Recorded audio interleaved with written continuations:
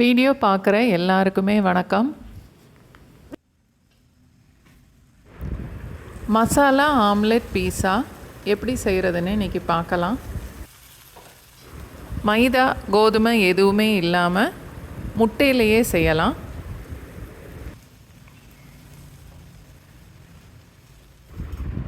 இந்த மாதிரி ஃப்ளாட்டான பேனில் செய்தால் நம்ம கட் பண்ணி எடுக்கும்போது பீஸா மாதிரியே இருக்கும்.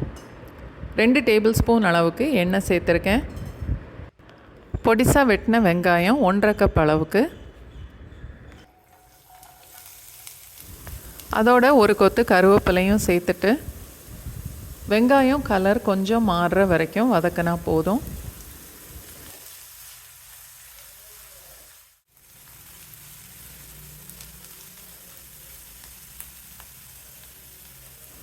இப்போது 1 கப் அளவுக்கு பொடிசாக வெட்டின தக்காளியும் சேர்த்து வதக்கலாம்.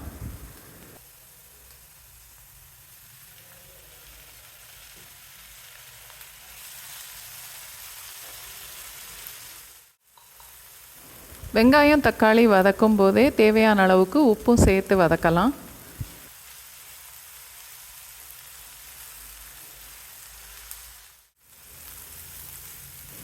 தக்காளி குழைய வேண்டாம், இந்த அளவுக்கு வதங்கினாலே போதும்.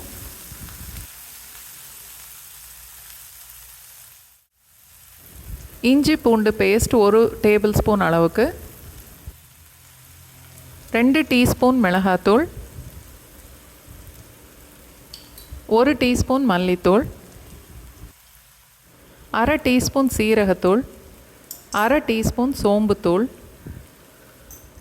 கொஞ்சமாக மஞ்சத்தூள், 1 பிஞ்ச் அளவுக்கு கரம் மசாலா,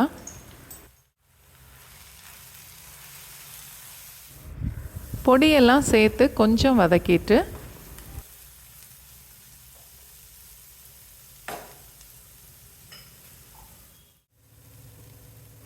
முக்கால் கப் அளவுக்கு தண்ணி சேர்த்து நல்லா கலந்துட்டு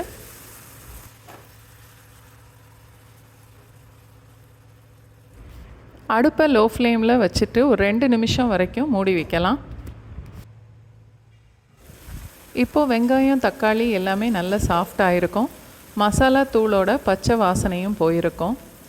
ஒரு 1/4 கப் அளவுக்கு பொடிசாக வெட்டின கொத்தமல்லி இலை சேர்க்குறேன்.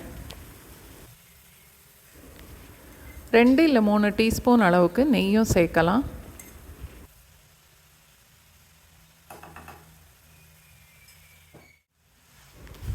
கொத்தமல்லி இலையும் சேர்த்து கொஞ்சம் வதக்கிட்டு இந்த மசாலாவில் தண்ணியே இல்லாமல் இருக்கணும்.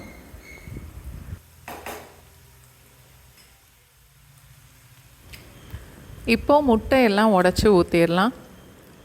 இன்றைக்கி எடுத்திருக்க மசாலா அளவுக்கு நான் 8 முட்டை சேர்க்குறேன்.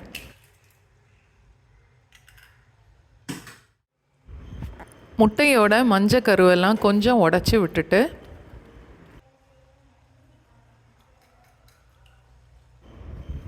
கரண்டி வச்சு கிளறாமல் அந்த ஃபோர்க்கை வச்சு அடியில் உள்ள மசாலாவை லேசாக கலந்து விட்டால் போதும். அடுப்பை ஃபுல்லாக லோ ஃப்ளேமில் மாற்றிட்டு 1 நிமிஷத்துக்கு மூடி போட்டுடலாம்.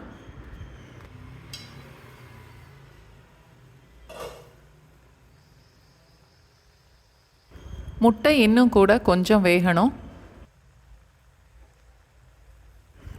இன்னும் கொஞ்ச நேரம் மூடி போட்டு வச்சா போதும், முட்டை நல்லா வெந்துடும்.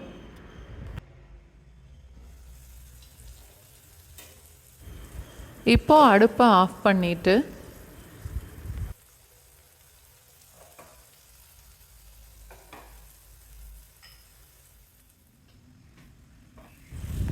நான் பீஸா வெட்டுற மாதிரியே வெட்டி எடுப்பேன்.